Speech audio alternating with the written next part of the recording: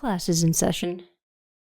How you doing, everybody, and welcome to Unlearn 16 Classes in Session. It's December. I forgot what day it was. Guys, I'm a little sleepy. It is December 25th. I am filming this on the 25th of December, 2023.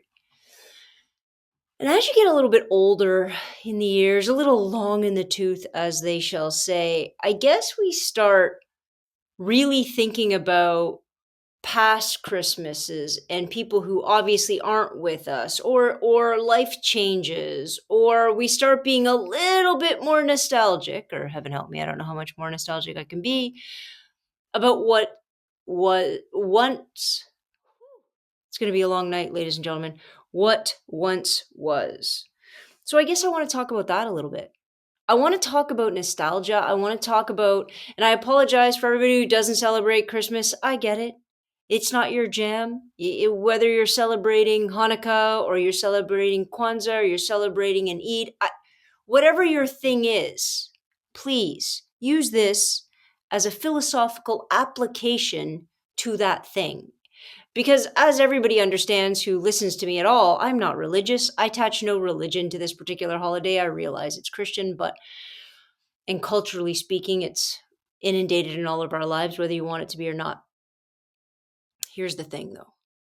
The thing that I remember the most, and the funny part is, you remember things from your own perspective in your own time. So I think a lot of nostalgia, especially for our younger years, comes from the fact that we had no idea whatsoever about what was going on.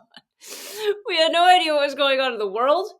We had no idea what was going on, like those weird family dynamics, who was fighting with who was being an ass, who was whatever. We have no idea, for the most part, most of us didn't understand who was stressed about money, or which marriage was on the rocks, or as our older parents and grandparents, who they were missing and what they didn't speak about. We didn't know any of that. Because as kids, this was our tunnel vision, right? As kids, we just had a list. This is the present list. I would like all the things off said list, and that's it. And I know it sounds materialistic, and it is. But it was also something about, and I know not everybody gets everything off their list, not the point.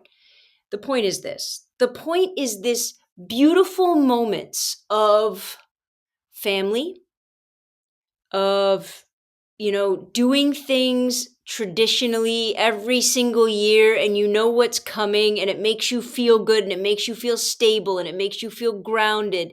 And for little kids, it was just the thing you did. But for adults, what I'm beginning to understand about tradition, because you know how much I like to chuck it, I'm beginning to understand that the tradition that we hold in our families is the thing that makes us feel safe. It makes us feel grounded. It makes us feel like we have some element of control over what's going on in this insane world.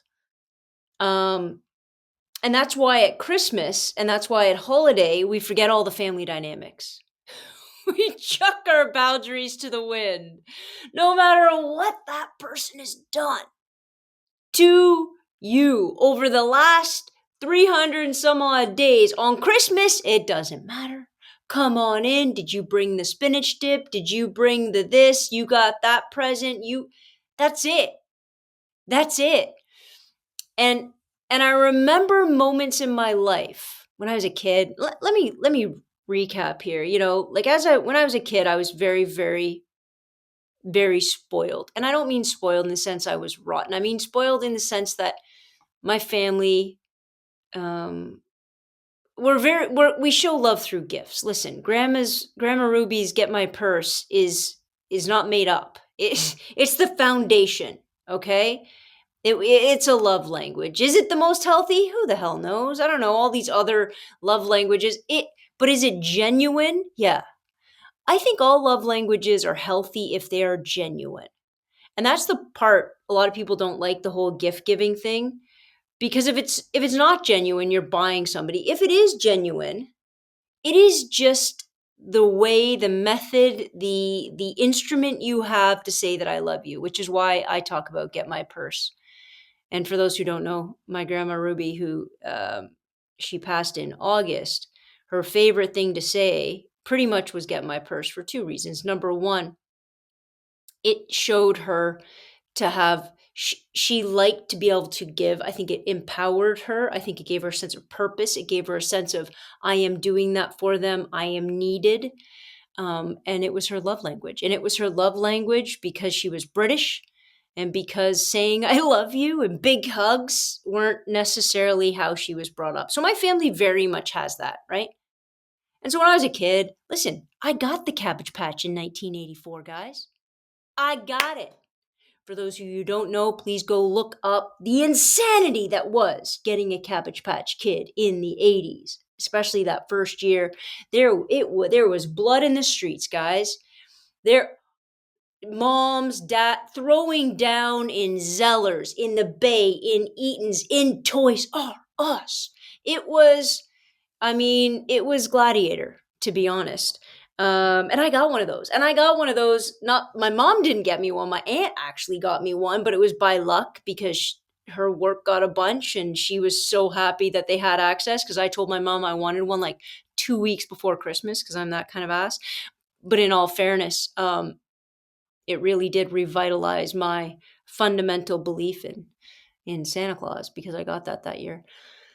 But whether it was strawberry shortcake, the Smurfs, I mean, and then I oscillated, right? A little bit of He-Man, a little bit of all the Star Wars. My God, opening up Star Wars, like the Millennium Falcon on Christmas Day, and having Ray, my uncle, put it together, and all of the packaging of all of the action figures. It is so ingrained in who I am. I have a whole wall of it out there because there were moments. They signify these moments of perfection in your memory. Were they perfect? Of course not, but you had no idea. They were perfect to you. And that's why we're very much tied to that. And the older I get, the more that I see this idea of tradition and wanting to bring it back as a sense of, if I bring back tradition, maybe I can maybe I can turn back time. I really miss Cher. She had a great Christmas album, by the way. Go check that out. But if I could turn back time, right? If I could reinvigorate this tradition, if I could somehow build it back up, can I turn back and have that feeling? And the answer, unfortunately, is absolutely not. You can't.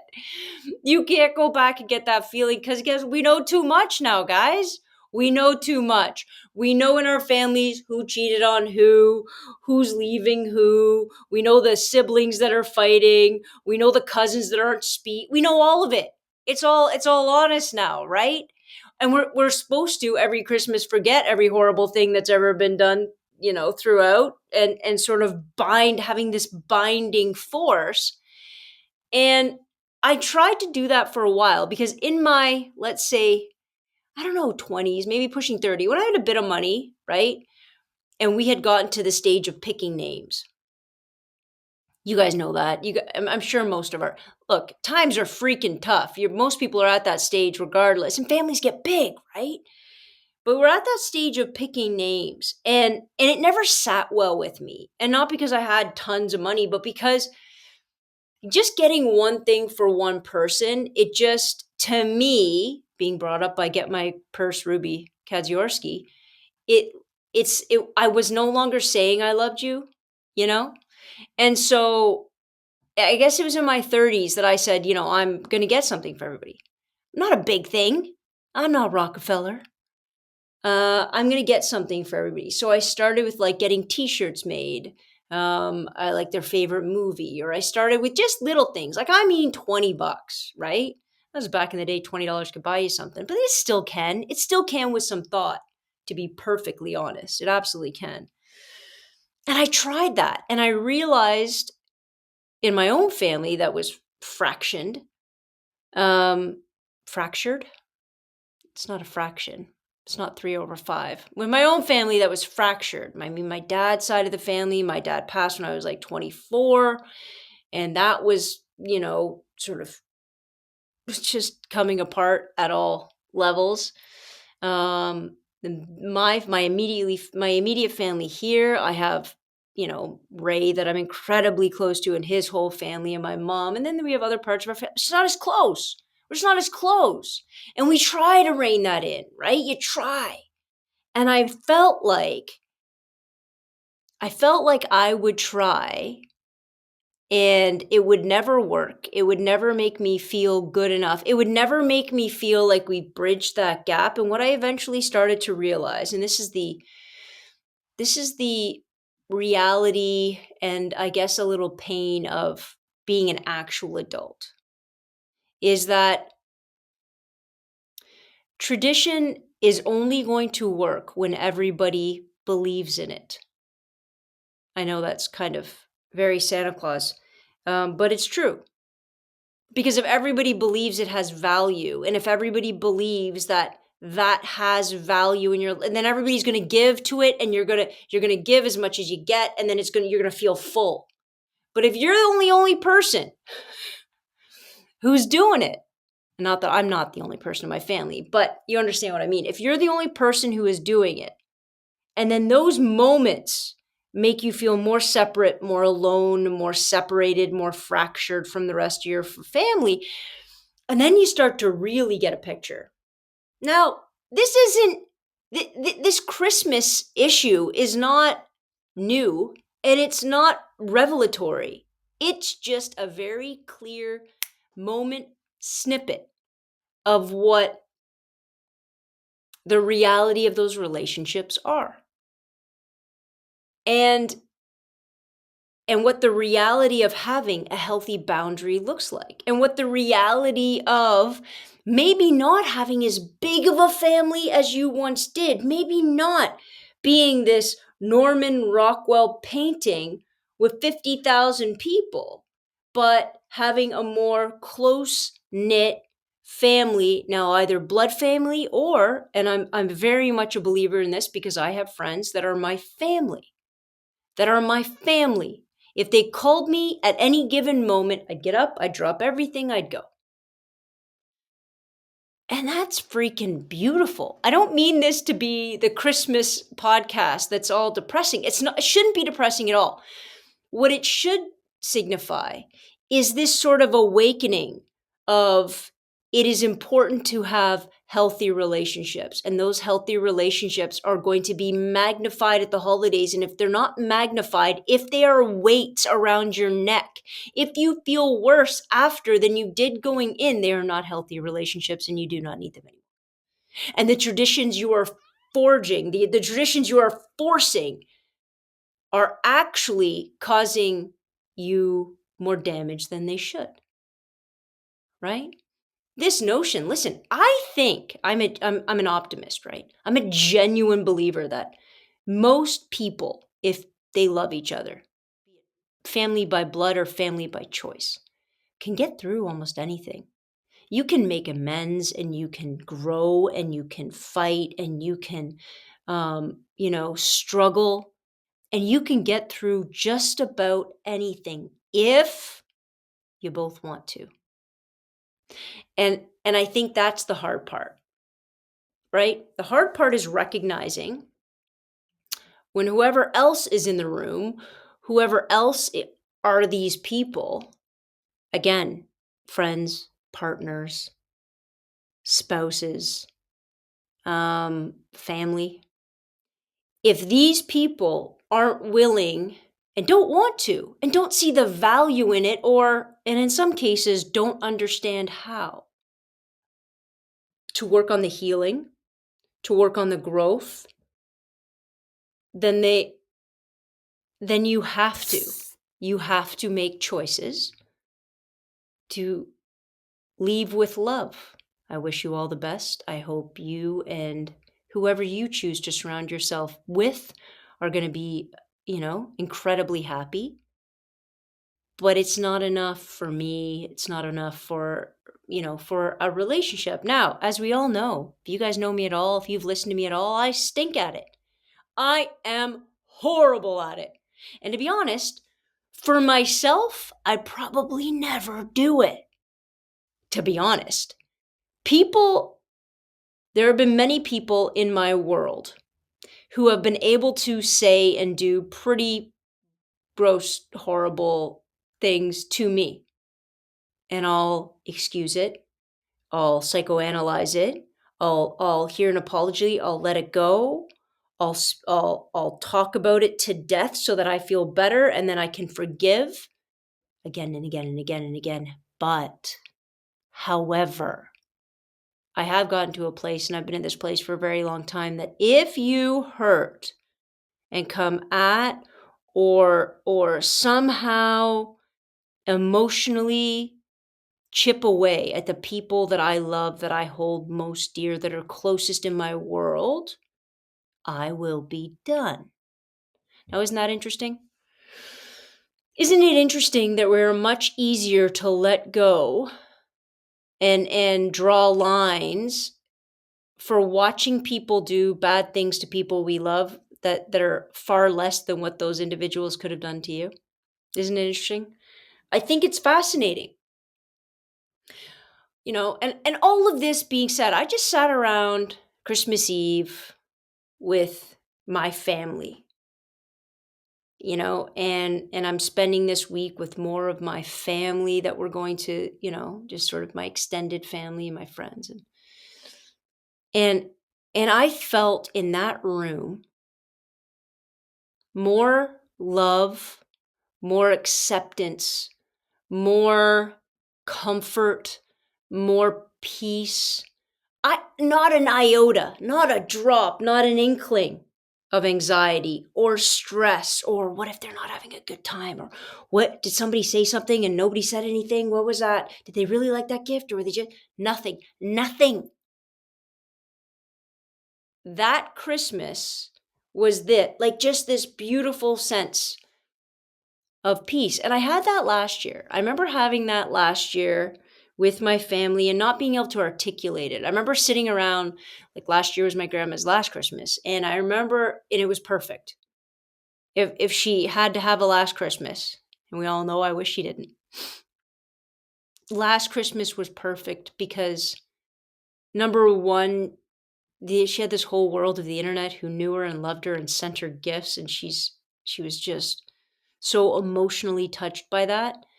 But I think she truly felt loved and calm and secure, just like we all did.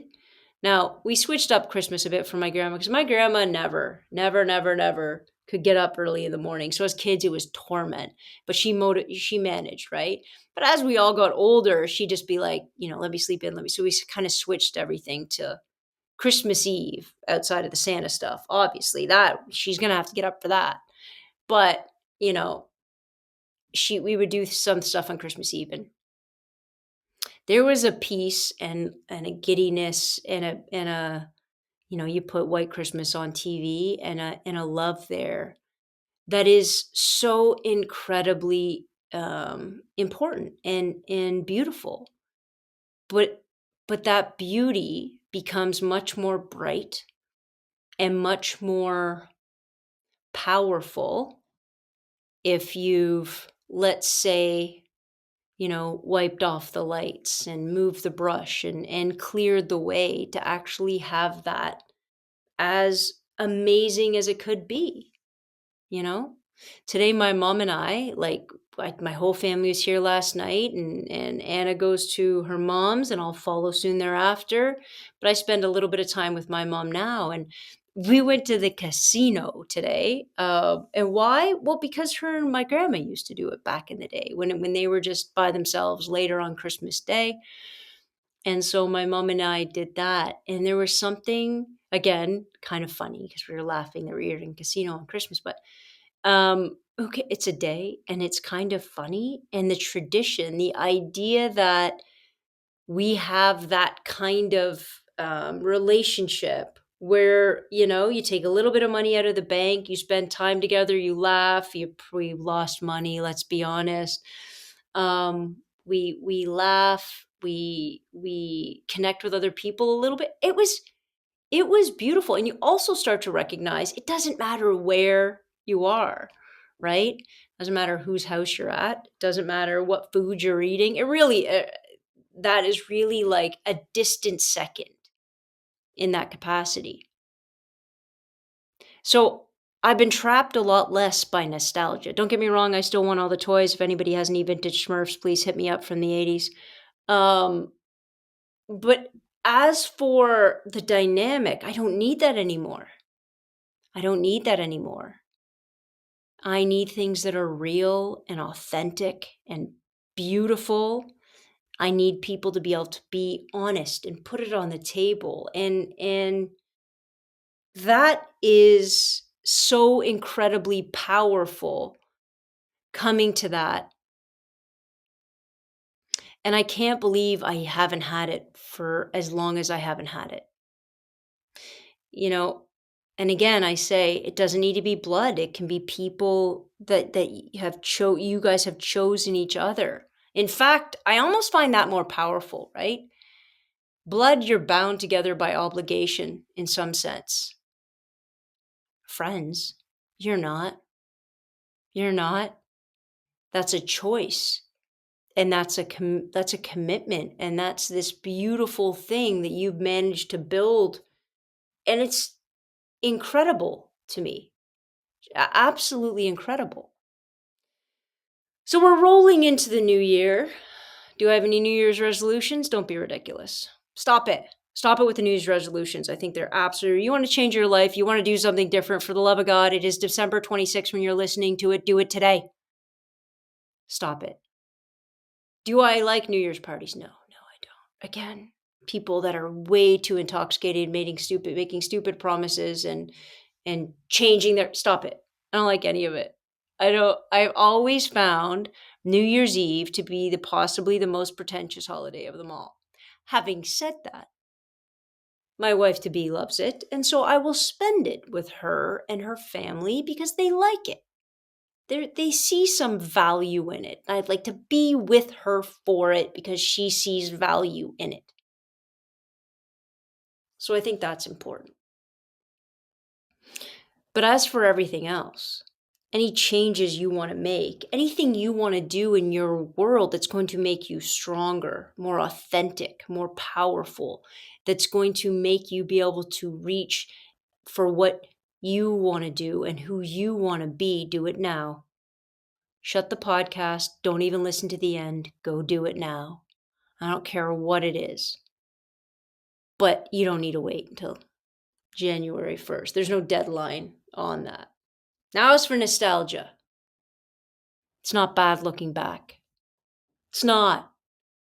Beautiful. I tell so many stories of looking back. They are beautiful, amazing, funny memories that everybody should be able to look back to. However, let us not elevate nostalgia for perfection. Let us remember that we were younger, we were less intelligent and less aware of everything going on at that moment. That's why that moment brought us so much peace. Unless you're some kind of brilliant, sort of peaceful entity that had your life and had your inner metaphysics figured out at 22. If you are that person, please contact me. I have some questions for you. But if you're not, and if you're like the rest of us, and you need life to knock you on your ass a few times to really take out the leg, as the end of Karate Kid would have it, we need that. Sweep the leg. We need our leg to be swept in order to fall on our butt so hard, Mr. Miyagi. Right? In order to get back up, in order to recognize a little bit more, because I don't think you can do that with nothing else. And I had this conversation with my mom. My mom's been feeling great. So my mom went through cancer treatment. She had her bladder removed, a hysterectomy. She's had a lot of arthritic pain. She has no meds, but the immunotherapy sort of amped up her arthritis. And she was going through a lot of pain, and now she's on some meds. And anyways, she goes, I feel so much better. And we're out doing all these things. And she knows these meds are going to have to change. And she goes, but I feel like I could have been a better person. This is fascinating to me. I want you to listen to this because she every once in a while my mom drops some wisdom on me where I'm like grounded. I could have been a better person. I said, "What do you mean by that?" She goes, "Well, when grandma was alive, I could have been a better daughter to her had I understood the kind of, because my grandma had horrible arthritis, the kind of arthritic pain that she suffered from. I could have been a better person. Had I had cancer before, I could have been a better nurse and understood what my patients were going through and maybe what more things they wanted to hear at different times. I could have been more empathetic because I would have sat on the other side of that table. I could have just been a more grateful individual because when you have pain and then don't have pain, your gratefulness shoots up because you get the divergence, right? You get the excess, what it feels like to live with it, and when it's gone, what that feels like. And she sort of struck a chord in me that I think is incredibly important. And I am thankful for everything I've gone through, no matter how crappy it was. If we don't feel the bad, if we don't go through the horrible, if we don't feel the pain, whether it's physical or psychological or emotional or whatever, if we don't go through those lows, we don't know when we're in the high. We don't know when it's beautiful. We can't recognize that those moments of beauty and those moments of holy crap, I've got it. I have life right now. We can't empathize. We can't relate. We help less. We reach out our hands less because we haven't been through it. So for everybody who's trying to stamp out pain in the world, I get it. I mean, who wants that? But there's also this incredibly powerful thing that people who go through pain, and again, no matter what kind, people that go through pain and that go through hardship and are able to come out the other end and sort of and step into a different position, they step into superhero status because of their lived experience, they now understand and can empathize and they can change the world like a freaking superhero. I truly believe that. I truly believe that. And that's why when kids come to me and they're like, "Oh, I hate this because I'm just, I'm going, I have dyslexia. It's horrible. It's, blah, blah, blah," or I hate this. I'm anxious all the time, or I have this LD, or I'm whatever, or nobody. All of these horrible things that we have to traverse. I look at them and I say, that's going to be your thing. You're going to overcome this thing. And you are going to become a freaking superhero in this world because you are going to be able to see other people struggling and other people going through that hardship. Give your hand out and help them up. That's it. That's it. So it's not about eliminating pain and hardship.